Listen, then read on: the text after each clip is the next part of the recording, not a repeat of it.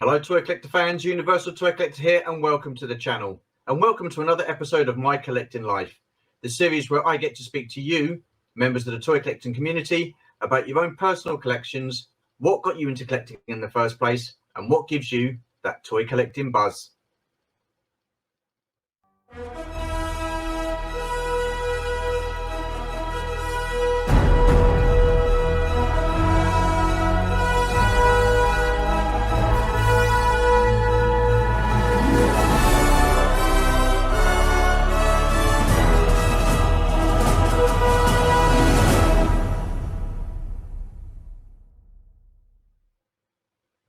Who is this episode's guest, I hear you ask? Well, let's find out and have a look at some of his collection in a musical montage.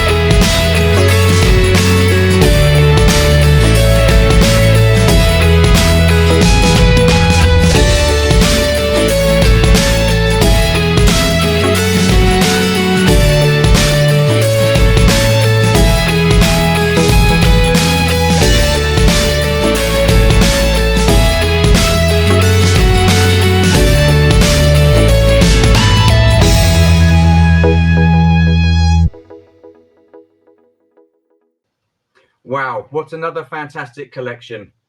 Again, some of you may or may not recognize him, and some of you may or may not know him. But when I see his collection, all I want to do is just get more. It's a pleasure to welcome Gary Moore to the channel. Gary, how are you doing? What a great introduction. I don't know, what more can I say? I mean, yeah, after our little escapade. Yeah. They say old people and technology don't mix, so yeah, it's I'm talking about myself being old, Gary, by the way. Don't mean you. So how are you anyway? You all good? Very well, my friend. Very well. Very good to see you, to hear you, as we found out. And again, just a shock to be here. Great to be here. And funny that I'm following the master, which was Mr. Tim at Boss Bounty. So a lot to live up to. A lot big shoes to fill. Not at all. See, the beauty about this is everybody's a collector. everybody collects differently and everybody's got their own stories to tell. And that's why I like doing this, because everybody's different. But the main thing is we're all collectors and hopefully we all have fun collecting. That's the main thing. So that's what I want to put across there, Gary. So, right. So again, 10 questions. It's all about you. Okay. So run time about an hour. So I'll start with the first question. What are your memories growing up as a kid and what toy lines were you into? It's a great question, and it was funny listening back to Tim and what he had collected as a child, because it was very similar. I had to write some notes down because it was just going back over time and kind of remembering what you were into, what you were doing at that time. As you said, it's a long time ago. so, Yeah. so so Well, growing for some up, of us, Gary. yeah, exactly. Growing up, the three kind of things that jumped out was Action Man. So the 12-inch line. Okay.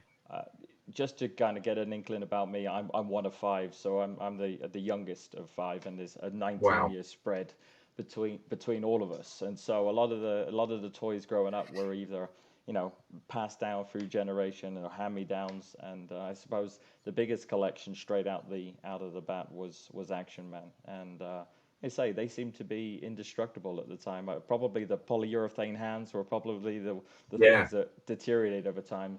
But I remember, you're running upstairs, opening up the bedroom window, making parachutes from Action Man, and getting him to fly out the window and see how he'd float down to the ground and start off on his mission. So Action Man was probably number one. So when you say Action Man, I'm guessing you were then in the UK.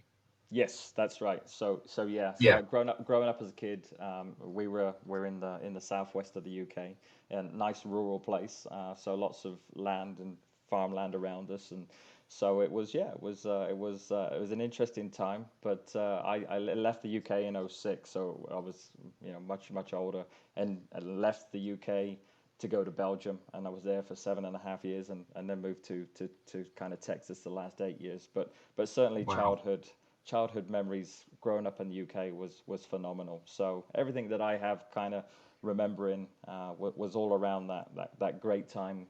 We were allowed out at kids when the sun came up, and as long as we were back in home as the sun went down, you were okay. You weren't in trouble. But as soon as it started to get dark and the street lamps come on, Mum would probably be out in the streets calling your name, and you didn't want that. So,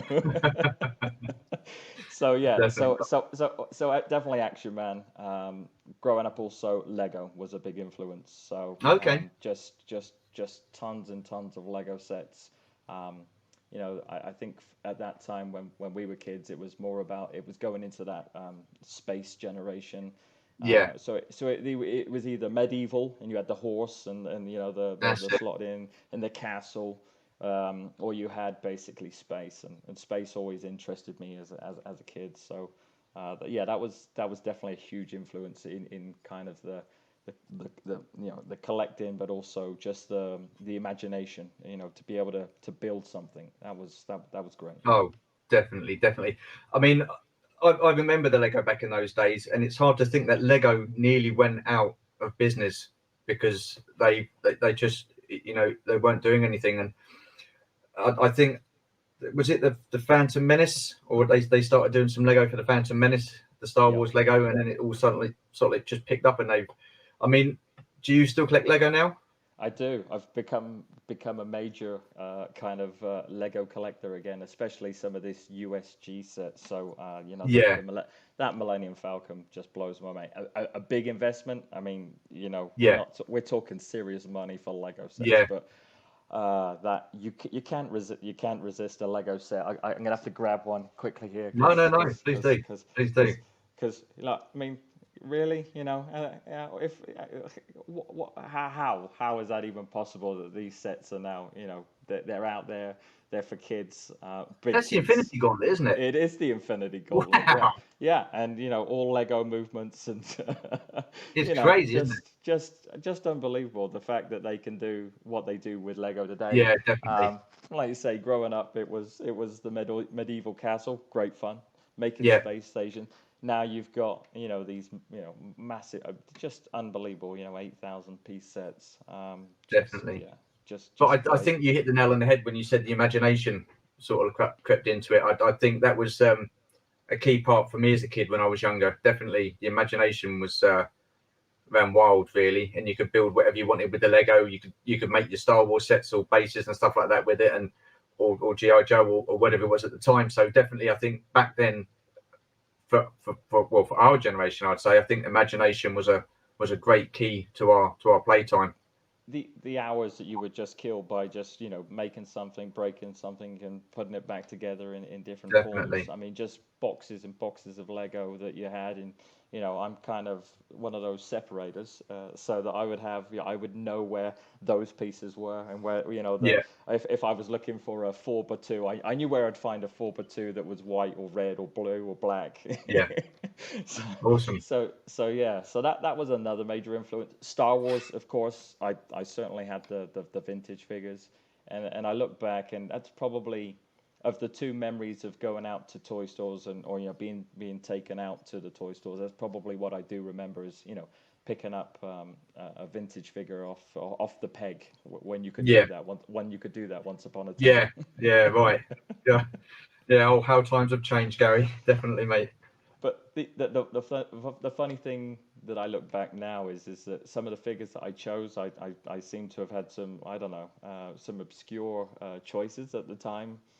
Go on. And well, no, just it's one of the. I remember going into a toy store and buying FX7. I mean, it was just like, why did I buy that figure of all the ones that? And now, fast forward to where I am now, I'm really Yeah. excited about a vintage, a TVC version. Yeah. When they do it of an FX7, but it's Yeah, one definitely. of those things. So Ninum was a figure that I definitely had. My absolute favorite, Han Solo, the black and white outfit and the Bespin outfit. Those Han Solo, he was just awesome. He was my hero. Oh, yeah. If I was going to be anything, or if I wanted to, be the guy running around space, it had to be Han Solo. It was that was my hero for sure. Yeah, they were great figures, and they're absolute great times. The amount of hours I used to have around a friend's house just playing, like whether it be GI Joe, Star Wars, or whatever. It was great times, and I sit and think about those times, and I just think, wow, I mean, how would I feel now? Because I don't know whether you've seen GI Joe Berg. Say again, sorry. Have you seen GI Joe Berg? No. Well, they're a YouTube channel, and I watched them for the first time in, I think it was 2020, during the lockdown, and I was blown away. It was grown men, and they had, like we as kids going around like playing with toys and talking, and they were doing this and they were filming it, and they're doing film, and I was blown away, and I was like, wow, these are grown men doing what I did at like 7, 8, 9, 10 years old, and they're doing it now. But do you know what? There was a charm about it, and it's absolutely fantastic. And I highly recommend just looking at their channel and stuff like that and seeing some of the stuff. I mean, some of the storylines they come up with and stuff like that, it's just it's incredible. And I think, wow, if only I had the balls to do that kind of thing. Yeah. But you know what, this day and age is like, you get some really weird looks, and what the hell are you doing? Well, my wife still says today when we have a few parcels arrive, what have you bought now? And it's just like, oh no, nothing to worry about. I get that. So yeah, but yeah, like I say, it was great times. But again, I being one of five, we were always competing. So again, there's a few things that kind of jump out from the toy line as well. And I don't know if you remember Subbuteo. Do you remember the old Subbuteo figures? God! Can you remember that? Yes. So I do, the stick football. Yeah. Wow. Yeah, and so you mean, when I go back to collecting and think about like the collections, we always had like Subbuteo sets, and you buy them and they come out in the pull-out trays, and you had 11 players with the goalkeeper that was connected to the bar, and you we had just stacks and stacks of boxes of Subbuteo players, and you'd get an injury, and the player would break off from the little weighted thing at the bottom, and you have to get a dab of super glue. That's it. He's out for about 4 or 5 weeks. Yeah. Yeah, and then I don't know if you remember Striker, which is the one where you push the heads down and they kick the ball. Remember that, yeah. So we used to use the Subbuteo table for Striker. God, I used to love that. I used to love that. Again, I used to do, like, used to have leagues and stuff like that. It's just 2 of us, and we'd have about 20 teams. We'd have 10 teams each. We'd draw them out of a hat, and then we'd like do a full league season, and afterwards we'd do like a European Championships or World Cup. It was the hours spent. I mean, we did have bad backs because a lot of the time it's like lays on the floor. When we could get down on the table, we'd be there all day. But So we used to have growing up, and again, it was kind of we grew up on the street, and it's funny, isn't it? When you have those, I don't, again, in those days, it just seemed to be kids were all around the same type of age, and all the families were all around the same age, and we used to have major competitions. Yeah, everybody would come over to our house and be in a Subbuteo, and they'd be waiting to come on, and you'd just have people waiting, and it was almost like you had the mini crowd cheering for you, and then all of a sudden you get knocked out and then they're on. And so it just the hours that you kind of whittled away. So at the time when that was going on, what was going through your mind then, if anything at all? Did you realize then, when those people were coming around, this is great, this is absolutely great? Did you ever feel like that? Childhood was great. I mean, we had so much fun. I mean, again, we would just certain things. I mean, like you say, we had Subbuteo. We went to Striker. The next thing that we kind of moved on to was Scalextrics. I don't know if you remember Scalextrics. Yeah, I remember Scalextrics. Yeah. And again, we had multiple races, and we'd make a competition who could do the fastest lap, and you're timing it on a on a what, not like now today where you'd have a digital lap timer or anything like that. You're going, well, that was 12 seconds. No, so it went from fun to conflict, and then mum and dad would get involved, and then it would be back to either we'd settle down or we'd have to stop. So it was great. I mean, literally, growing up as a kid was a lot of fun. Definitely. Moving on to the next question. When did you realize you were a toy collector? Because every kid gets to a certain age where they grow out their toys and they're not interested. They're interested in other things and stuff like that. So when did you realize that, hang on a minute, I've got a bit of an issue here, I'm a toy collector? This is a funny question, because I consider myself more of a hoarder. I have a big problem of letting things go.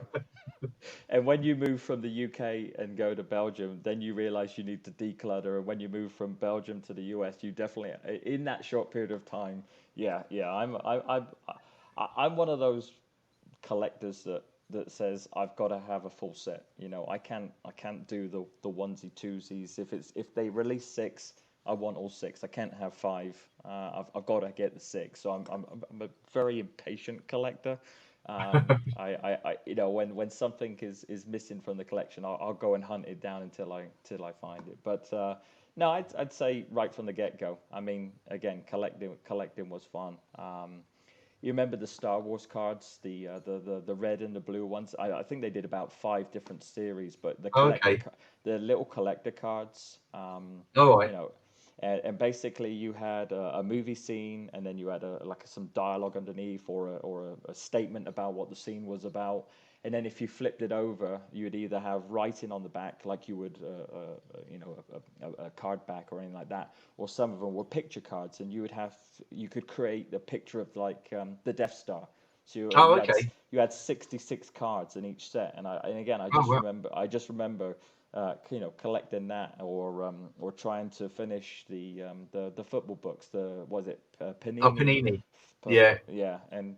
Just garbage pail. Always going through school. You was always collecting something.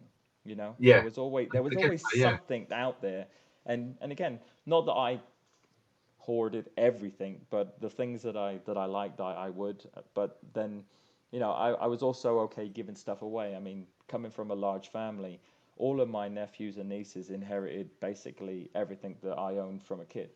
So everything got passed on through generation. All my Star Wars figures went to the eldest nephew. But the challenge is that, as a kid, I played with toys, but it was very well respected and looked after, and it was very, I cleaned down, wiped down, very, I had an ice cream tub for all of my Star Wars figures. They were all there in there, placed in there nicely, and they were all every Star Wars figure was in there, and then I had a case, an ice cream tub for marbles or something. So it was all separated. And then you kind of give it to your family members, and you see these kids like pulling an arm off, or where's the gun on that, and it's gone. I know. And and it's like I come out in a cold sweat, and it was hard seeing all of those toys that were in like pristine condition, just evaporate over time. That everything went through and kind of didn't make it. I mean, toys those days, I've said to other people, toys in those days were meant to be played with. Yes. But at the same time, you would still be disappointed and gutted if one of them broke. Yeah. I remember my nan bringing over a Transformer from America. God knows how long ago. I must have been about 8, and I'd never seen Transformers before, so it was jazz. So I was like, brilliant, fantastic. This is great. Well, wow, never seen anything like this. Never even heard of Transformers.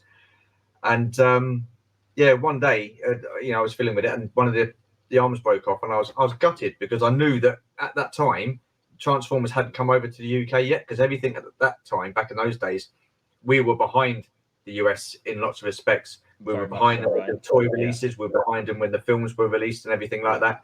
So, but luckily those days there was no spoilers or internet, so you couldn't get any spoilers or anything like that. But toys were meant to be played with, but at that same time you had the respect for your toys and you sort of like looked after them. Definitely. Yeah. One of the other collections I inherited as a kid was a lot of Matchbox, cars, or very things.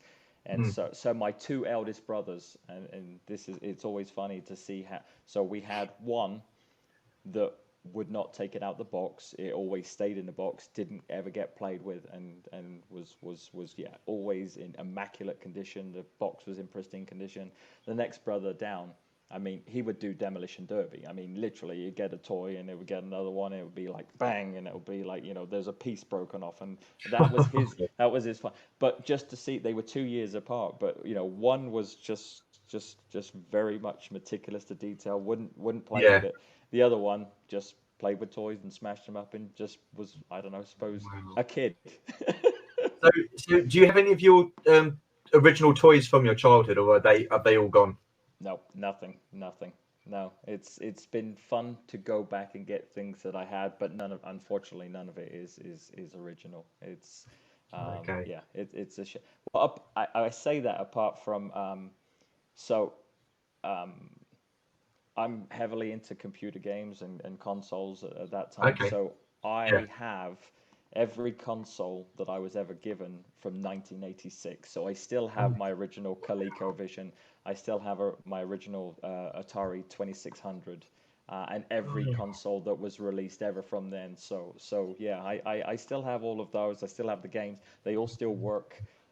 They're actually set up in a games room, and yeah, you can just plug and play and put a cartridge in. Wow. Yeah, that's the one thing that I did keep as a kid.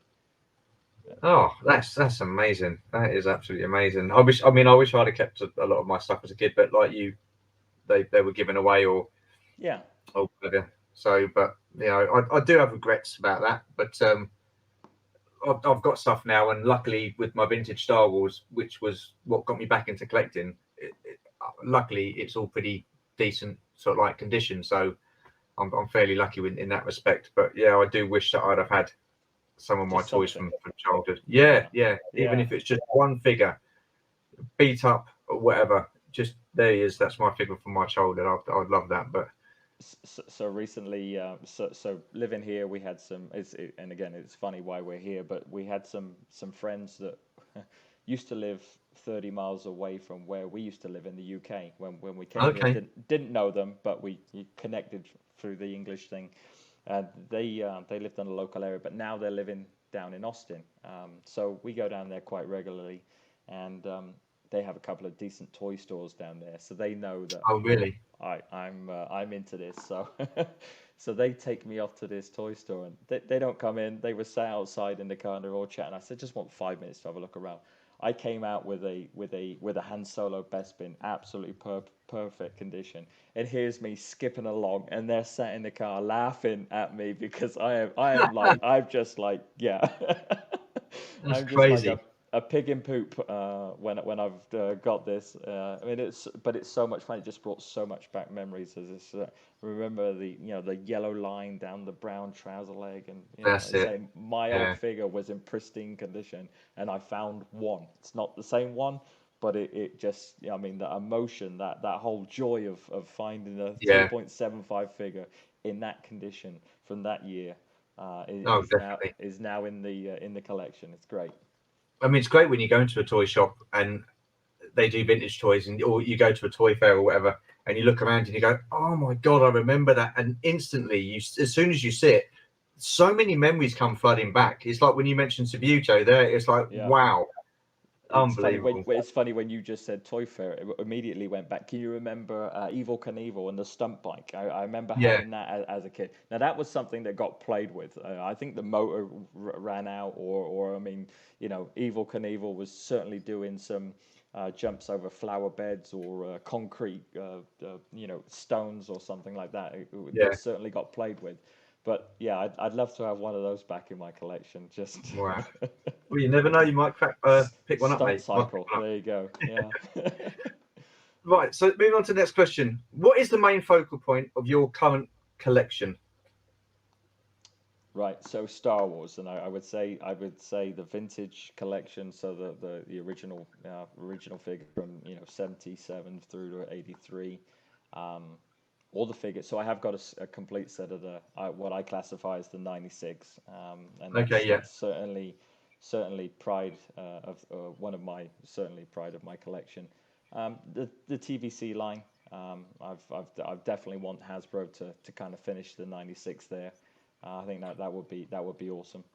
Well, I think there's And every chance they may do that now that they've yeah, set plastic what a saying, sigh of relief, right? I mean, we were "Oh, all, yeah, plastic-free sure, packaging was kind of, and I think it's good to show your emotion, right? Or good to show your passion, and to say, no, we don't want that. We want to continue. We want to have this line that was kind of rekindled our youth, and collectors, wanting mm, to have that same style, and just to change the packaging seems not the right thing to do. I would be upset if I was a Black Series collector, yeah, not just because of plastic free, but just because there's been so many packaging changes over the line that you don't gain that consistency.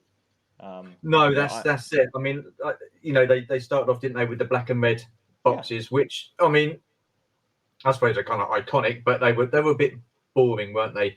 And yeah then they come out now with the art on the back and the on the angled side, one yeah, and yeah they do look great, I got to say.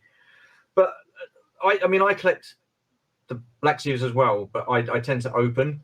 yeah But my argument is that the vintage collection card and the bubble itself, I think, is more nostalgic yeah than the artwork and the box on the Black Series. That's yeah just my personal take. I mean, I do feel for these people that obviously collect Black Series and they're going to be, you know, it's and again it is funny because when I start, and again I took that sabbatical of, like I say, not collecting kind of any toy line up hmm, until you started kind of in that pandemic phase doing different things, and probably, and I think you've seen what I've got one or two Funko Pops, but it goes back to hmm, the real collecting phase happened when I saw it was after The Force Awakens, and I saw, I don't know, it was a Funko Pop of Finn, and for some reason, I I, I bought it, and that the Funko line had been, you know, done many years, but before that. yeah, But I started out with Finn, and then I started going through all of that Force Awakens, and then I went back and then started to try and collect all of the original ones. wow, So again, it just goes goes to show that once you start something, be careful because yeah, I think the collection on the pop side is well up between 500 and 600. And well, you've just answered one of my questions. So I was going to ask you in one of the questions, how many Funko Pop figures do you have, and what was your first one? So there you are. There's the answer to that. It was Finn. It all started with Finn. So it's funny. It's kind of I've got to a point where I'm really happy with the setup, and again from displaying that many pops is very difficult. The wife doesn't want everything on show, so I started out with this like sort of cupboard area that's been converted, and it looks great. Now it's extended into a room. And now one of the garages, has got stuff in it, and she's like, "Yeah, you need to calm down, or you need to reduce the amount that you have." So I think I'm finished with the pops now. I think I'm finished with the pops now, but sometimes they release something that's just too good not to pick up, which you think, how can they do that when they've done everything right, or they should have done something? But this new media isn't helping. No, it's not. Definitely not.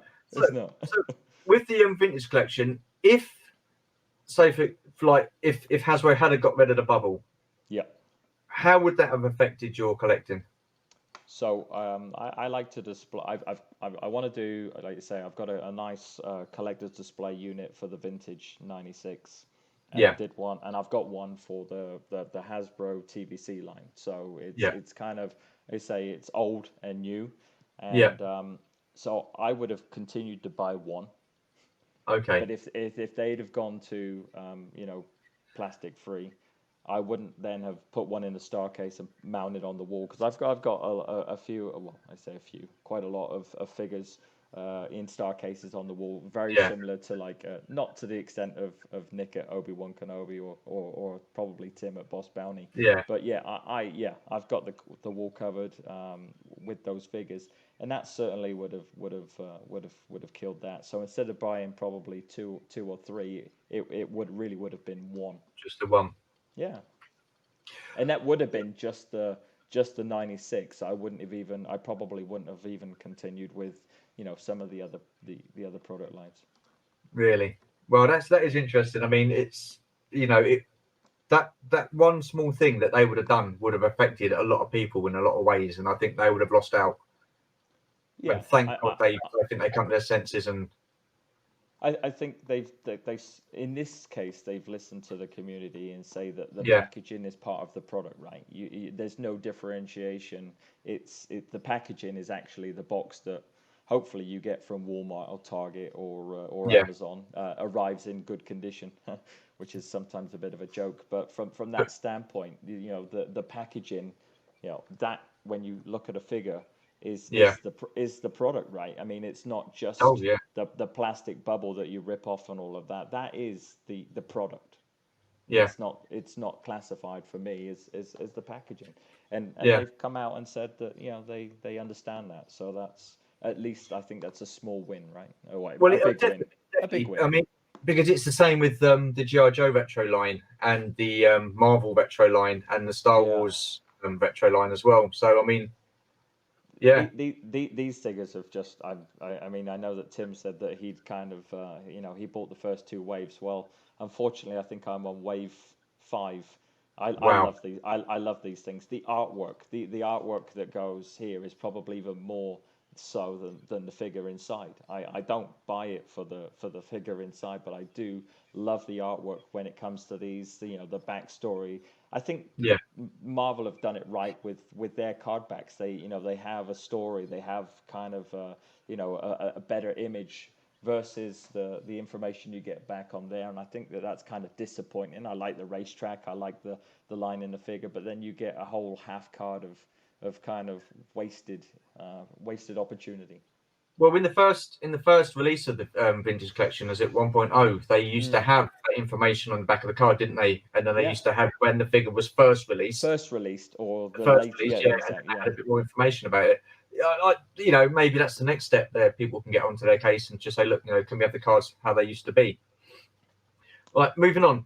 What is your most treasured part of your collection? Most treasured part. Most treasured part. Or treasured piece. I think it's the DL44 blaster, and it's a real random thing. But actually, that is a really neat piece, and it just links me back to thinking that I'm Han Solo running around like, grab the gun and charge down the Stormies, and here I go. It's a nice display piece. I've got an acrylic stand. It's got kind of the Empire Strikes Back logo on the bottom. It's a funny piece to pick, but that's probably when I go into my media room, I go, that's so cool. But how cool is that for someone like for that to happen, when you can go in and you see something, you go, that's just amazing. That's just so cool. Yeah, definitely. It just. You walk into that room and it brings a smile to your face, and it's like you say, it's a piece of plastic, but it's a very well sculpted piece of plastic, and that definitely. DL44 blaster just brings back the memories of enacting out, and if we're role playing as kids, or we're doing scenes and that, I'm Han Solo, I'm Harrison Ford. I mean, I think everybody at that age, when we were kids, wanted to be Harrison Ford and Han Solo, definitely, without a doubt. So, going on cosplay, would you, if they ever did release his like Bespin outfit, jacket, or anything like that, would that be something you'd be tempted to get, or? I think I'd probably get filed divorce papers if I went that far. I have a few of the actually, and again talking about prized possessions. The New Image Props Biker Scout helmet that I have in my collection is phenomenal. That is another piece that goes in there that you just go, that's kind of neat, and it's very wearable. But that's as far as I go. I'll wear a Black Series helmet, but I'm in awe of the 501st and what they do. I love going to Celebration. The cosplay this year at Star Wars Celebration Anaheim was off the charts. I mean, people really do just great things, and it's fun to see.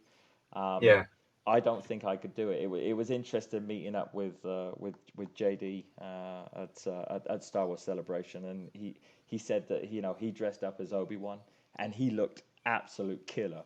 And it was the first time that he'd done it, and to start off with, he was very nervous about doing it, didn't feel comfortable, but he was rocking it. So I suppose if I was going to do something, it would be a stormtrooper and helmet on. Yeah. I mean, I don't know if you've seen the first episode of My Collecting Life. I was chatting to a guy called Chris Miwa. Yeah. And he's into cosplay, and he puts his heart and soul into it. And he said once he gets that costume on, he then has to take on the traits of that character and be that character to make it more believable. And I found that so interesting. I really did. And fair play to people who cosplay. Me, I'm quite happy to be one of the people who just sit and watch and just applaud them and say, I know how much hard work's gone into this now. Kudos to you, definitely. When we were at Star Wars Celebration and a guy walks past in the Leia gold bikini, he fully committed. I mean, it was one of those things where he was wearing the Princess Leia gold bikini outfit. That was full commitment, and again it was. Let's just say you would never catch me. I'm trying to really that. That's ruined it for me now.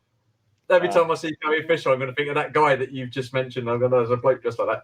But no, I mean, wow, I had something similar. We went to London Film and Comic Con at Olympia in London a few years ago, and I got a thing about Harley Quinn, and I think she's absolutely comic character, the figures, the movie characters, brilliant. I love Harley Quinn, and there was a few Harley Quinns up there, and it's just tall blonde, and I was like, yeah, she's rocking it. Turns out it's a bloke. I'm like, no. And anyway, moving on. Wow. Do you have a Grail piece that you really, really want in your collection? Something that you like? Yeah, you do. I think there's a couple of and I go just because I've got so many of the Funko Pops right now. If you go back to, I think, 2012, 2013, and 15, the San Diego Comic-Con did some awesome releases, just of Pops out there that today go for what, 5,000, 10,000, $15,000. Wow. Yeah, so there's an SDC, I think it's 2011 Shadow Trooper, limited release to 500. There's about 5 or 6 of those, I would say. Wow. I wish that I'd taken the plunge at a certain point, even when I thought they were expensive, just to get them in the collection. I think it's now probably out of reach, but it's interesting right now because I'm seeing all these releases and all of this news coming out from San Diego Comic-Con. And kind of a little bit disappointed that Star Wars Celebration for like Hasbro was kind of lackluster. I mean, okay, they kind of had the Reva double bladed lightsaber that obviously failed with the HasLab, and they were trying to promote that. But apart from that, I mean, there was all stuff that we knew was either already out. I felt that if you're going to do it this year, you haven't had a celebration since 2019, maybe even before that. This is your chance to do something just awesome for celebration. And then a few months later, you go to San Diego Comic-Con, and you get all these wonderful announcements or releases, and you're just going, well, where was this at Celebration? It's dedicated. It doesn't make sense, but I think maybe Celebration was more on the stuff what they were going to release on Disney Plus and the new TV series that are coming out and stuff like that. You don't know, but it doesn't make sense. I know San Diego Comic-Con is a big thing out in America anyway. Yeah, I've never been. I've been lucky enough to go to the New York Comic-Con. That was my first con that I ever went to, which was fantastic. Just again, cosplay was like from anything to everything, which was fantastic. And then this was the first Star Wars Celebration that I was able to go to, and it was amazing. But I've not been to a San Diego Comic-Con. It seems to be harder and harder each time that they do one. I suppose the amount of people that actually want to go to it just kind of causes the challenges. But I can remember doing my first. Well, it wasn't a Comic-Con. It was like a toy fair, and it was in 1997. And it was just before the release of Phantom Menace. Was it 97 or was it 99? Phantom Menace. Whenever the Phantom Menace was released. 99, right? 99, yeah. Yeah, I think so. And they had Ray Park there and a couple of others, and it wasn't a big thing. It wasn't a big thing. Skip forward 4, 5, 6 years later. Oh man, it was like flies around shit. Everybody was there, and the building was bigger. There was more people, store holders in there. They had bigger guests, and it's just grown, hasn't it? These conventions now, and it used to be looked upon as like, oh, you geek, you nerd. Yes. But you know what? I do not care. Do not care. Yes, I am. Yeah, and do you know what? It was only a few weeks ago that the guys that I work with know that I've got a Star Wars collection, because I kept it to myself. Apart from like you guys and stuff like that, I've mainly kept it to myself, and I've not really talked about it. But then they started going on about, oh, this guy come up to me, he had his phone, he goes, oh, look what I've got. And I said, oh, that's Ultimate Collection Series, Slave One. Oh, you know about that stuff? I was like, yeah, just reeled off loads of stuff and showed them my collection. And there's all asking me questions and stuff like that. And, but yeah, it was, it just, I don't know, for a certain period of time, it did look frowned upon about liking this kind of stuff. And But then you, like you say, the technology is advanced so far. I mean, I probably post too much in the Discord, but I love the Discord. It's all there's fans nothing wrong with that. Showing, it's not look what I've got. It's just like, hey, look at this, or seeing somebody else's collection and seeing that we're doing all this together, or helping somebody out, or somebody posts that, oh, I missed out on this, and it's like, well, I got a spare one, so I just kind of ship it down them. The community is great. and again, I think going back to like Star Wars Celebration, there was no toxicity. It was just fun. Everybody, whether you dressed up, didn't dress up, just the fan base. It was just everybody was celebrating being back doing something, and it was for the love of the love of Star Wars, which is and it's so hard cool. to believe that you see everybody there like that having such a great time, yet the community seems divided by the different films and the TV series, and it's quite a bit. Seems like there's quite a bit of toxicity going on. Yeah, I do. And again, when you see the kind of the Hasbro, right, and they're doing their releases, I mean, again, they're releasing what they think is want. So okay, sometimes they get it right, sometimes they got it wrong. But some of the comments and all the chat and all of that, it's just it's unnecessary. I mean, I don't see that when you or I are talking, or other the group of community. But then when you start to go and look at those Hasbro live streams, it's just like, guys, they're releasing stuff. Stuff is good. I hoard stuff. Yeah, people aren't going to agree with everything that Hasbro do, and I get that. But there's got to be there's a way of expressing that and dealing with that and putting that point across. Yeah. I noticed in your collection you had some comics. Oh yeah. When did you get into comics? I do limited on the comics. So going back to childhood, I think the Beano and the Dandy were comics that I had certainly had as a kid. It was something you had access to. It was you go into Smith's and you would levitate to that. On the Star Wars side, I think there's so much. But when it came to the release of the Bounty Hunters collection, that was something that just drew me in.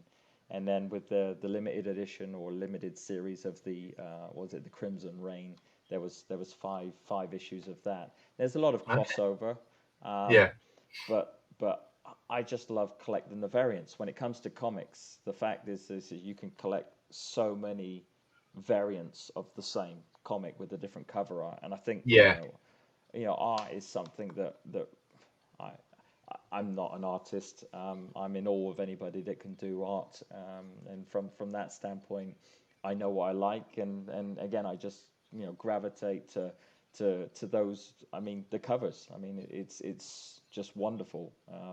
I wish I had a better way of displaying comics. I don't do a good job right now. I think it looked okay to me. Yeah, but it's one of those things that I think just seeing how people display their items gives you ideas to do things better, right? And again, I saw recently somebody had like a hot toy, and then they had a TVC card back in the background, and seeing the little figure with the big figure, and it was just like, that's genius. I wouldn't have thought of that. And so when it comes to comics, I love comics. I love the art, and that's what kind of draws me in. But displaying comics is kind of a challenge. Yeah, I mean, I've got a few, but they're all in comic boxes. Yeah. So I mean, I got the GI Joe, the ID. Is it IWD? Is it? Could be. Yeah, I think it's IWD or IDW. So there's one on the Crimson Reign that really drew me in, and it was there's 5 comics that all piece together to make one picture. Oh, okay. So I'm kind of thinking. I don't have any graded comics, so every comic that I have is in a plastic or cardboard wrapper, so it protects it. But I think that I want to probably grade those 5 and sometimes like piece it together to make the larger picture, which that would be a cool display piece. Like get a big picture frame. Yeah. That we're talking about, and then have them next to each other and have that would be awesome. Yeah. Just to kind of just to make a piece out of it. I'm trying to be a bit more creative. Again, when it comes to art pieces, I've been lucky enough to pick up a couple of Chrismans that really and then like he sent me this, which was just put into one of the lithographs that I purchased. So it's a small piece, but it's got his signature. I've reached out to him a few times, and his artwork is starting to appear in a lot of places on some of the walls that I have. And again, from that, I like a theme. So when it for me, it has to kind of match. So you know, a bit OCD like that. So when you see some of the, you know, the way that I've got things laid out, it's very organized. I'm in awe of anybody that can put an eclectic collection together. That really intrigues me. But so yeah, art and putting something in a frame always, as a display piece would. Yeah, no, that's awesome. Awesome. So you said earlier that you like posting on Discord and stuff like that. So my next question would be, would you ever consider doing a YouTube channel? So then you can show off your display, or is it not something that would interest you? So I picked up the sail barge way after it had been kind of released and put out there, and I promised the individual that I purchased it from, which was one of the Holly Chronicles guys. So Josh at the Holly Chronicles. So I promised him that I would, you know, do a review of it, and I created a YouTube channel, and that one was on there. But hey, Stu, I don't want to listen to me, let alone other people listen to me. I call myself monotone more. So this whole recording is at one level, and so yeah, I couldn't do it. I'm in awe of you guys that are able to do it. I love watching content. I love, you know, interacting and, you know, putting my comments, you know, on your videos, just to say, you know, great job, or, you know, I can't believe that, you know, that somebody has done this, or, you know, they've released this, isn't it awesome? But doing some YouTube content, the world would be a better place without my content. Oh, I don't know about that. I don't know about that. I mean, I don't like the way I sound. I mean, to me, I sound okay, but then I look at myself and then hear myself and I think, Jesus Christ, I sound as common as muck. Yep, but that's about where I am. No, it is difficult, and it is about content and stuff like that, because everybody is doing stuff on YouTube now, and it's about trying to do something totally different, because you don't be copying other people. I mean, you can have ideas and you can modify those ideas and stuff like that. That's why I would never do figure reviews or give up-to-date toy news and stuff like that, because that's not. People do that. People do that, and they hit it out the park, right? I mean, if you, I mean, just to talk about an articulation, and you know, talking about a rocker ankle, and you know, the detail that they go into. So like Tim and you know, when he does a figure review, I mean, how do you top that, right? I mean, that's not, you know, it's not required. But I like the fact that you've taken the ideas of doing something different, the Q&A. I mean, just talking to random people. I mean, you've gone from Boss Bounty, you know, Tim being a heavy hitter, to someone like me who just kind of, I enjoy it. I love it. I love talking about it. I love talking to people. But it's just, it's the passion, right? So but I mean, I listen. I would reach out to anybody who does this kind of thing, does collecting and stuff like that, simply because I've said loads of times, everybody's got their own story. Everybody's got their own memories of their childhood and what it meant to them and stuff like that. So this is the 5th episode I've done of this, and everyone's been different in a roundabout way. How they grew up, what they grew up with, what they liked as a kid, and the different things that they do now.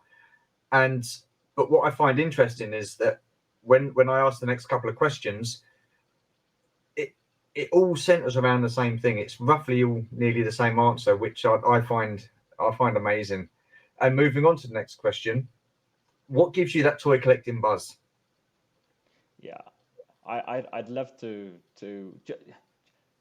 just to find more out in the wild. I think that toy collecting buzz is the best experience when you go into, and again, it's a shame now that we don't really have like a Toys R Us anymore, or a kind of dedicated toy store. So you're kind of loitering with intent in a Target, or you go into the kiddie aisles in a Walmart and stuff like that. But when you actually find something on the peg that's in good condition, and you don't have it, I mean, that just it's a real buzz, right? I mean, to find something out in the wild is absolutely wonderful. I say, going back to that Austin trip, going down to what was it,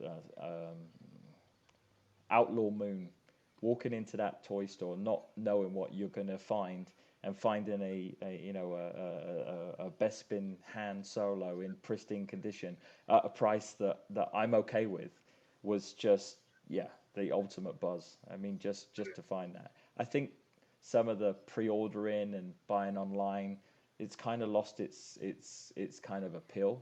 Yes, Yeah. you kind of get it, but I mean, I don't know.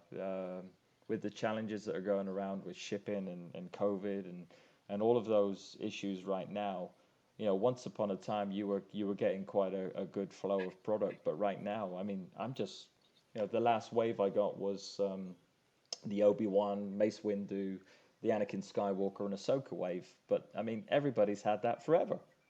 Yeah. Literally. So, the buzz is kind of dropped off from the online, because if you order something from Hasbro Pulse, you seem to be the last one to get the product in the US right now. It's great to see, Boss bringing stuff in from Singapore, or people finding stuff out in the wild in Australia. But, he's reviewing stuff that I won't see until November or maybe December, or maybe into 23 now. And that, it just, I don't know, I feel like it's pre-order overkill, or I know, it's just one of those things that is, it kind of, it's certainly having an impact on the way that I'm thinking about collecting. I'd much prefer to go out on a toy hunt and go and find something. And that's probably pushing me more towards more of the vintage stuff. I've started to collect more and more of the play sets or the mini rigs. I mean, again, to mention, somebody at the Holly Chronicles, Andy's done an awesome job of sending and collecting and giving awesome pieces like the mini rigs. And so just yesterday, I was lucky enough to get a parcel from him, and these are awesome. And what I'm finding now is that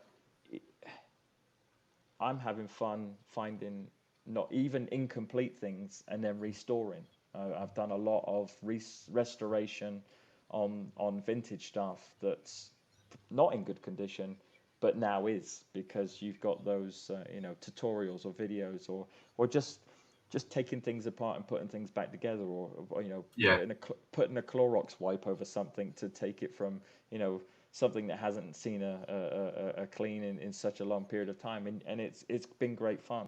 So that's kind of the next phase of collecting has really driven me into going back and finding those pieces that I didn't know I wanted, but certainly do now. And again, with eBay, or these thrift stores, or collector marts, or you can pick, or vintage stores, you can pick up pieces. So awesome.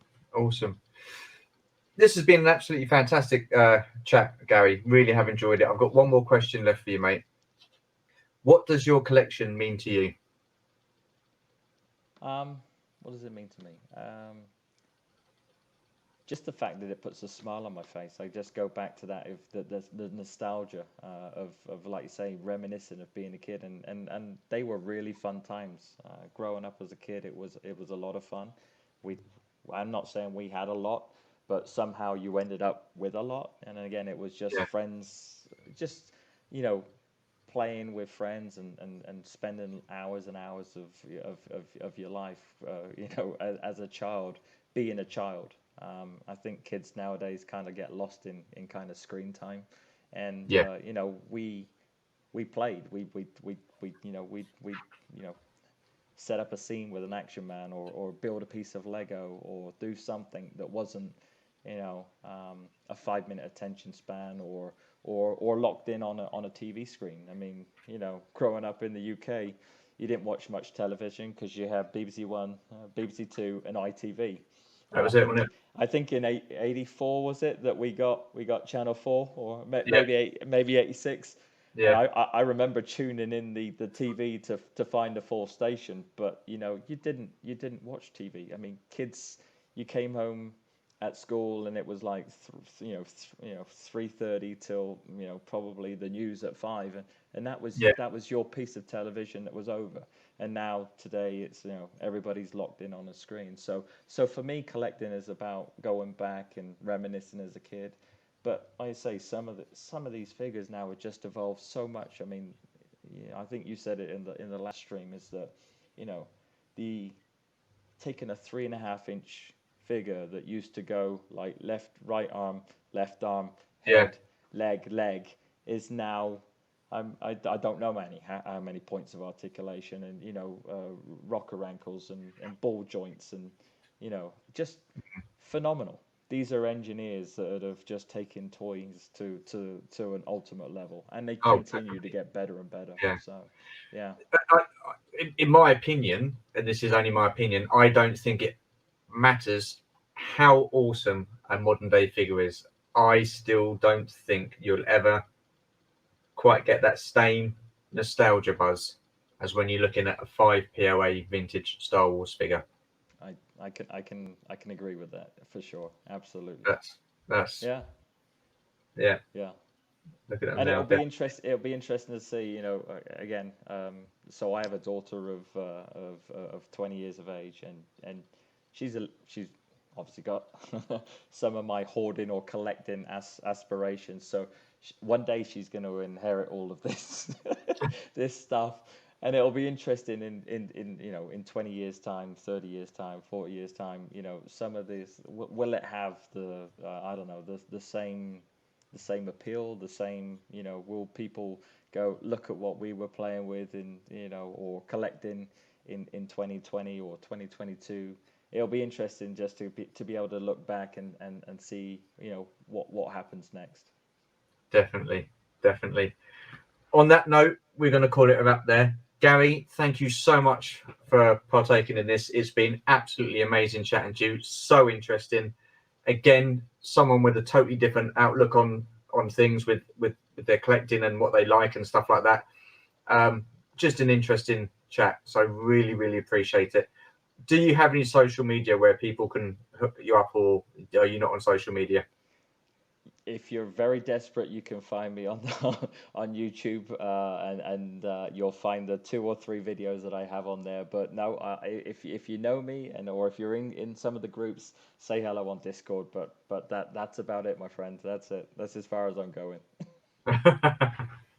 No worries, Gary. It's been an absolute pleasure, mate. Thank you so much, and we shall speak to you all soon. Thanks a lot, guys, for watching. Take care now. Thanks for having me. Cheers. Bye bye. No problems. Bye bye.